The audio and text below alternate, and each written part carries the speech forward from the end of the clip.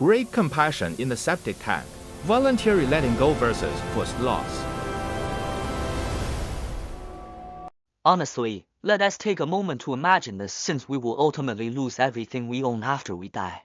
What is the actual difference between voluntary letting go right now and being forced to let go when the time comes? This is a profoundly deep, almost soul-searching question. Welcome to this episode's analysis. Today, we are going to dig into a truly precious piece of material, a recorded dialogue between a Buddhist teacher and their disciple shared by the Buddha Activity Association of Australia. This conversation directly calls out the deepest fears and attachments in our hearts. The content is brilliant and guaranteed to be an eye-opener. To be frank, I am super excited to share this analysis with you.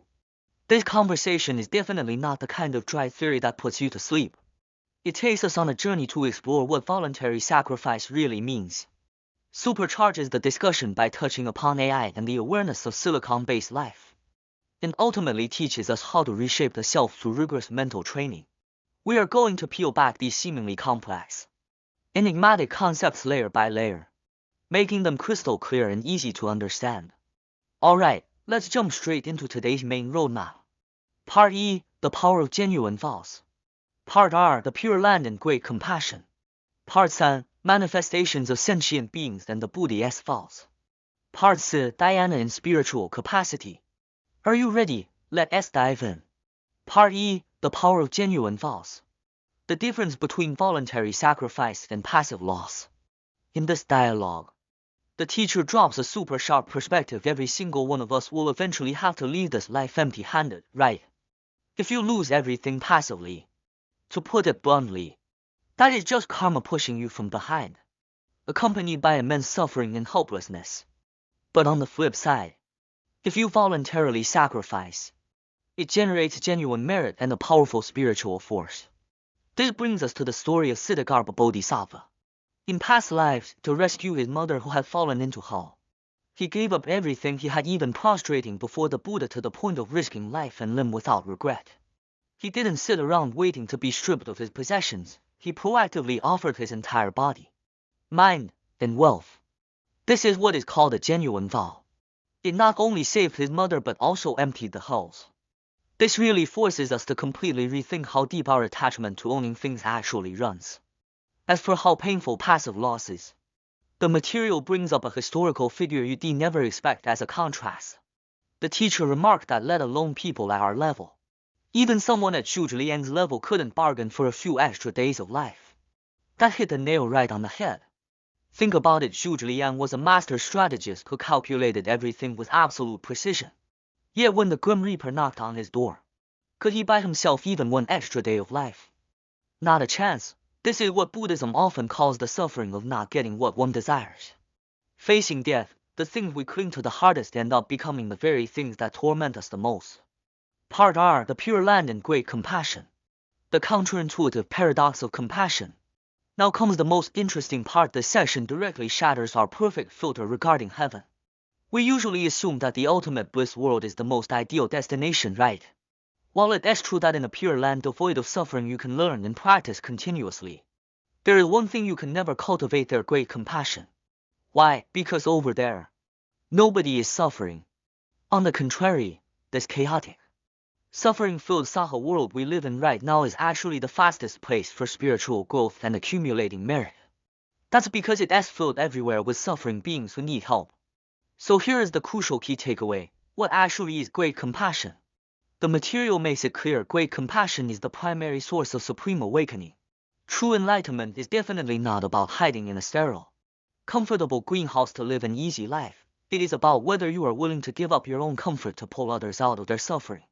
In other words, true awakening means you have to jump into the dirtiest, messiest, and most complex corners of this world to face those sufferings head on. That is what makes it real. To make sure the disciples truly understood, the teacher used a vivid, visually striking analogy. He said that if you truly want to save sentient beings, you cannot stand high above, looking down and complaining that they stink. You must be willing to jump into the septic tank to keep those maggots company. In reality, many practitioners can radiate love toward the pure land, yet they are unwilling to get their hands dirty to teach and transform sentient beings trapped in afflictions. But true great compassion means being willing to abandon your clean, comfortable days to accompany these flawed lives and help them leave suffering behind to attain happiness. This tells us one thing: true goodness often requires getting your hands dirty. Part 7. Manifestations of sentient beings and the Buddha's thoughts. Ultimate patience across different life forms. When we think of sentient beings, our intuition usually defaults to humans or animals. However, at this point in the conversation, the teacher noted that people generally think carbon-based life forms like us are the ones with feelings and awareness, whereas silicon-based life forms such as the artificial intelligence AI we talk about every day are cold and unfeeling. But the teacher pointed out that silicon-based life is also a form of life, and they even possess godlike capabilities that shouldn't be underestimated. They, too, have their own attachments and dead ends, perhaps focusing their entire minds strictly on their computational goals. This perspective reminds us that no matter what form life takes, there is a deep underlying karma and operational logic behind it. It expands our definition of sentient beings into a whole new dimension. Since sentient beings come in countless forms, how do Buddhas and Bodhisattvas transform them? Let us make a comparison. Some Buddhas and Bodhisattvas choose to teach only obedient beings who listen and believe immediately. This is highly efficient and wastes no time. But what if they encounter stubborn beings who refuse to listen and have extremely harsh tempers? That requires a different, much deeper and heavier vow. Behind this lies an extreme level of patience and a massive sacrifice beyond normal imagination. The story of Shakyamuni Buddha serves as a prime example here. Imagine facing sentient beings with horrible attitudes who not only refused to listen but even wanted to drink his blood and eat his flesh. What did Shakyamuni Buddha do? He didn't just patiently accompany them over vast expanses of time. He willingly gave away his own blood and life again and again. He literally used his life to make the trade until these beings were finally moved to develop faith. The teacher described this accompaniment as giving it everything you've got to say by their side.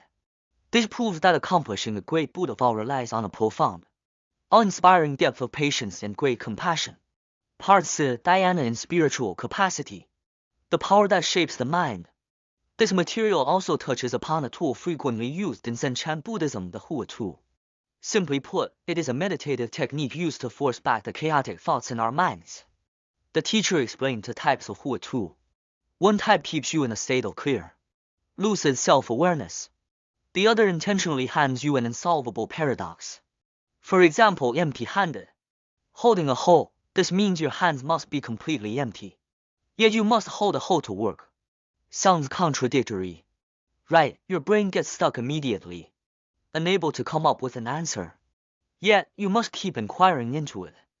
This state of thinking with utter clarity while being unable to form any conceptual thought aims to forcefully pull you out of your everyday wandering thoughts and into true dhyana.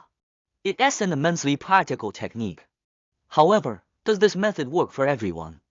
That depends on your spiritual capacity. The teacher used a vivid physical analogy here. Most of our minds are like a pile of loose and shapeless and unusable. How does loose sand become useful? There are two paths to choose from. High temperature fusing it is like being placed in an extremely strict, almost tyrannical environment that forces you to drop everything. Under this intense heat, the loose sand gets melted into a solid, transparent piece of glass. Adding cement to bind, this means you need a teacher to guide you continuously, acting like cement that tightly binds the loose sand together, never leaving it. Eventually, it shapes you into a block of rock-hard concrete. Conclusion. As we look back at this wise material shared by the Buddha Activity Association of Australia, ranging from the merit of voluntary sacrifice to great compassion in a septic tank, and from facing death to pushing the mind to its absolute limits, we can't help but ask ourselves, facing the attachments and afflictions in your daily life, is your mind a pile of loose sand? To truly make something of yourself, do you need the intense heat to fuse you into glass? Or do you need the lifelong binding force of cement coming from a teacher and discipline? This question is truly worth keeping in our hearts to ponder deeply long after this video ends.